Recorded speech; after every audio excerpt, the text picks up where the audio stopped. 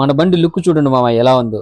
Fork set, front back wheel, handle bar, stay ఇవంతా paint ఆరిపోయిన తర్వాత అసెంబ్లీ చేసేసా. మన బండి వేసిన సగం పార్ట్స్ పల్సర్ 180 మామ.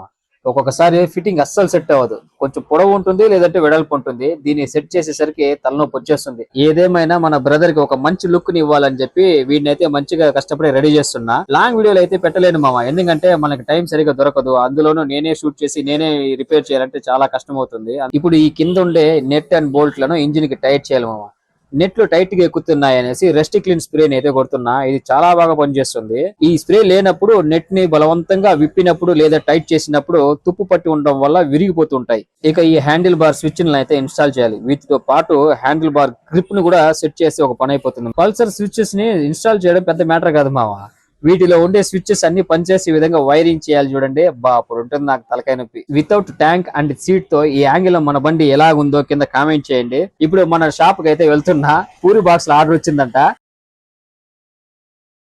లేజర్ ప్రింటింగ్ ఏం కాదు మామ, వాళ్ళు చెప్పిన పేరుని ఈ మిషన్ తీసుకునేసి బాక్స్ మూత పైన రాసి చేయాలన్నమాట. అంతే, ఇంకేం లేదు. మొత్తం 35 బాక్సులు మామ. కస్టమర్ ఈ బాక్సులను చాలా దూరం తీసుకుని వెళ్ళాలంట మామ. అందుకే బాక్సులు కదలకుండా ఉండడానికి ఒకదానిపైన ఒకటి పెట్టి దారంతో టైట్ కట్టా బైక్ లో తీసుకుని వెళ్తాడంట. అందుకే కొంచెం డౌట్ వచ్చింది, మళ్ళీ ఎక్కడన్నా జారిపోతాయనేసి పాలిథిన్ కవర్ లోపల పెట్టి మంచిగా టైట్ చేశా. ప్లీజ్ మామ ఈ వీడియోని లైక్ చేసి మీ అభిప్రాయాన్ని కింద కామెంట్ చేయండి. మరొక వీడియోలో మళ్ళీ కలుద్దాం.